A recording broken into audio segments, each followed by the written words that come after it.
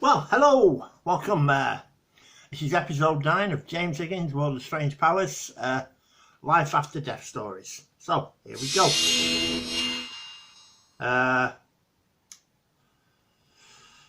Right, 11 people who came back to life reveal what they saw on the other side. So let's get to it. This is episode 9 of James Higgins' World of Strange Powers, Life After Death Stories. So here we go. Just 1 second. Right, just 1 second and we'll get to it. Here we go. Can people really see things when they're dead?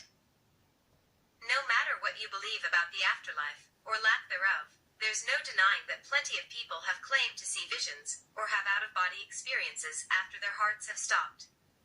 Skeptics might brush those off, but researchers have found that most near-death experiences tend to have common themes: feelings of leaving or returning to their bodies, a sense of peace, bright lights, and encounters with spirits or people. In fact, medical treatment is good enough now that there's a difference between clinical death, no breath or pulse, but could still be resuscitated, and biologic death, actually dead. Even cynics might get chills hearing about these otherworldly visions from people who were clinically dead or close to it. Wow, just 1 second. Right, here's the first story. Just 1 second. Here we go. Just love. Unconditional love. After a 4-year battle with lymphatic cancer, Anita Murjani slipped into a coma in 2006.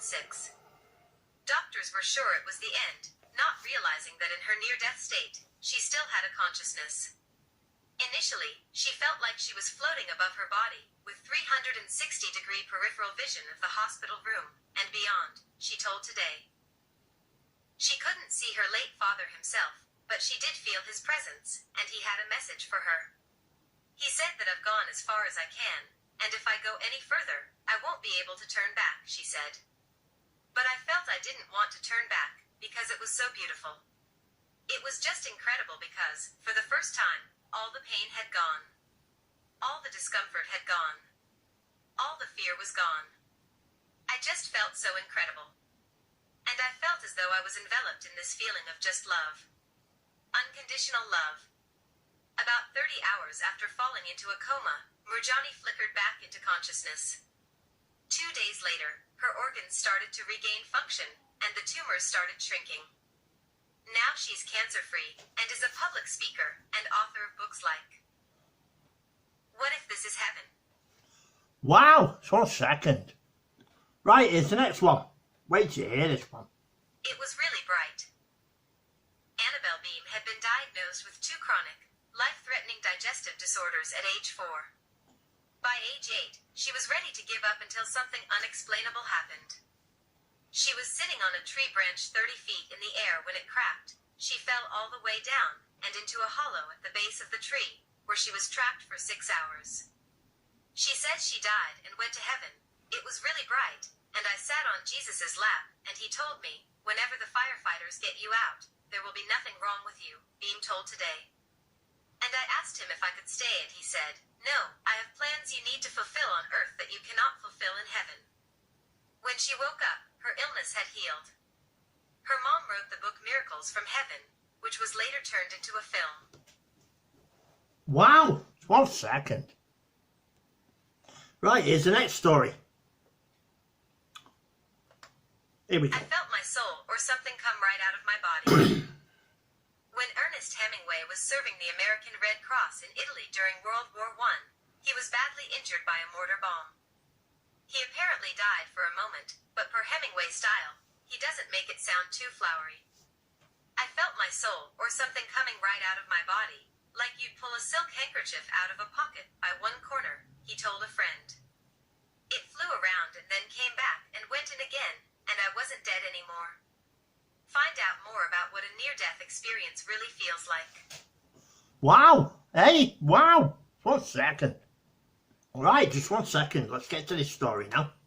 Time wrapped in on itself. The Near-Death Experience Research Foundation, NDERF, collects stories from people who have seen the other side. One 4-year-old girl was in the hospital with a high-grade fever that had caused hallucinations, vomiting, and fever when she felt her toes reach the foot of the bed. She opened her eyes to see herself lying on a gurney before her non-body started to rise up, out of the building. I began browsing through time, she writes. I later detailed things that occurred before I could even talk. As I kept ascending, I felt at peace. There were no questions or unknowns. Time wrapped in on itself. There was no past, present, or future as we see it here. Everything happened now and all at one time. I felt no fears or worries. I began drifting towards a beautiful light, and I wanted to touch it. Suddenly there was a pop. It felt like I was attached to a cord when someone grabbed it and jerked me down. Check out these other stories of the most miraculous medical recoveries. Wow! Bloody hell, eh? 1 second. Just 1 second. I had the vision of seeing a white light. When actress Jane Seymour was shooting the 1988 film, Onassis, she went into anaphylactic shock when her bronchitis antibiotics were injected into a vein instead of a muscle. I had the vision of seeing a white light, and looking down, and seeing myself in this bedroom, with a nurse frantically trying to save my life, and jabbing injections in me, and I'm calmly watching this whole thing, she told the Omaha World-Herald in 2016. She later added to HuffPost how the experience had changed her. I remember looking down at this body that was mine, realizing I wasn't in it, and I totally grasped the concept that your body is really a vehicle, she said. You need to service it like a car. Wow! Hey, wow! Unbelievable, isn't it? Right, here's the next story. Wow! I felt nothing but peace and happiness. About 20 years ago, orthopedic surgeon Mary C. Neal, MD, almost drowned while kayaking in Chile, and her heart stopped for more than half an hour. Soon after leaving my body, I was greeted by a group of beings who were simultaneously familiar and unfamiliar. This may sound strange, but I felt nothing but peace and happiness in their company, she wrote on Mindbody Green. When I was separated from my physical body, I was simultaneously aware of what was happening in heaven, and what was unfolding on the riverbank where I had drowned. I thought about my husband and my children, my parents and siblings, and not at all about my work or other earthly worries. She went on to write the book 7 Lessons from Heaven. Wow! Just 1 second. Right, I'll be back with the next story in a minute, in a second. Go for you, it'll be like that. Just 1 second. Welcome back. Here's the next life after death story. In 2003, Nicole Canavink was driving her car when she crashed into a tree. I found myself directly in another place, she recalls.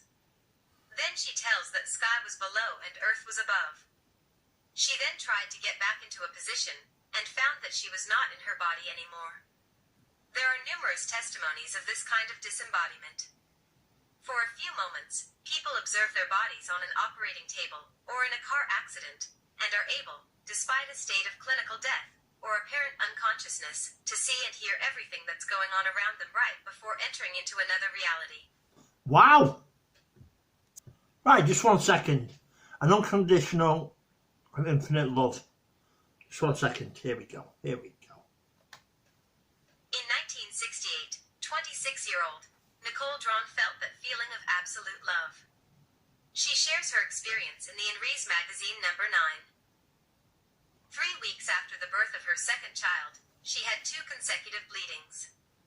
While in the operating room, her heart stopped beating for 45 seconds. Probably those moments had the most impact in her life. During this time, Nicole Drawn also states to have left her physical body and seeing everything that was going on around her. After she found herself in an abyss of darkness and silence. Terrified, she decided to seek help. In the distance I saw a light. From that moment, I was no longer alone in the world. Above everything else, a great joy in. Great joy in. Wow. Wow.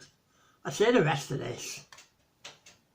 My heart rose 1,000 times larger than all the joy I had felt on earth. And I went back into the light. There were no more words. I immersed myself in this ocean of love. I felt totally understood, overwhelmed, and loved as I was, and so far from the worries and agitations of this world. I had no awareness of time and space, but of being what I was always meant to be. I realized that I was part of that light. I was eternal. Wow. Hey, wow. 1 second. Right, here's the last story of this episode of James Higgins' World of Strange Powers, episode 9, Life After Death story. So this is the last story. Let's get to it. My calling came about almost by accident. I worked for a while for a surgeon until I got married and had kids.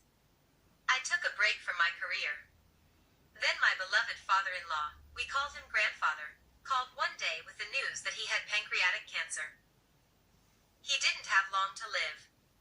He and his wife, worried about coping on their own, asked if they could stay with us. Of course. Just 1 second. Just 1 second. Soon after grandfather and grandmother arrived, I was running errands when I saw a sign for the local hospice organization, started by a minister and a nurse named Paul Brenner and Dottie Dorian. I went in. I don't know exactly what you do here, but I think I need you, I said to Dottie. Soon, Dottie was helping care for grandfather, ensuring he was comfortable and spiritually and emotionally prepared for what was happening to him. After he died, Dottie took me aside.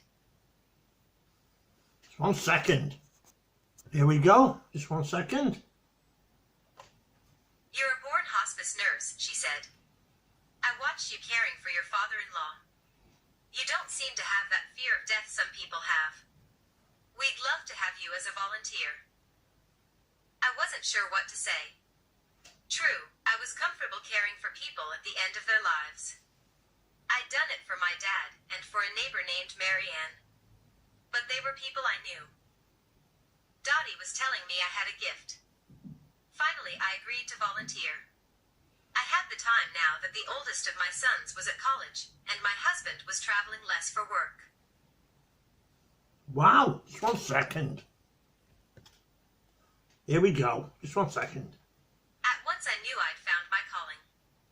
Not just because it felt good working again. Not even because I took to helping people in their last days. I knew hospice was my calling because almost from the day I started, I met people who showed me just how thoroughly I had misunderstood death. I came to understand the joy God has prepared for his children. Consider one of my patients, Frank, a 68-year-old father dying of lung disease. One day Frank said to me matter-of-factly, "John is here with me now. Can you see him? He's by the chair." He meant his son, John, who'd been killed years before in Vietnam. Startled, I said I couldn't see John. "What does he look like?" I asked. 1 second. 1 second. Right. "He looks wonderful in his uniform," he said. "He says it's time for me to go." A few nights later Frank died in his sleep. Then there was Hank who, the day before he died, told me he just had a visit from his son Sean. Sean was in prison and couldn't have visited Hank in body. But Hank was adamant. "I needed to tell him I forgave him and loved him," Hank said with perfect lucidity. I began to see a pattern in my work. The closer my patients came to dying, the more their eyes and spirits seemed to open to a reality I only glimpsed dimly. One after another, patients recounted not just visits from absent loved ones, but an extraordinary awareness of God's presence. Well, that's this episode of James Higgins, World of Strange Powers, episode 9. Over and done with. I hope you've enjoyed it. I hope it's given you some hope that that there is life after death, because I believe there is. So, and all the loved ones who've gone, as I like to say, gone to glory in God's kingdom, we will see again. So I hope you've enjoyed it, and hope it's given you some hope that there really is an afterlife, and there really is a God who loves all the peace-loving peoples of this world. So thank you for watching, and I'll see you on the next one.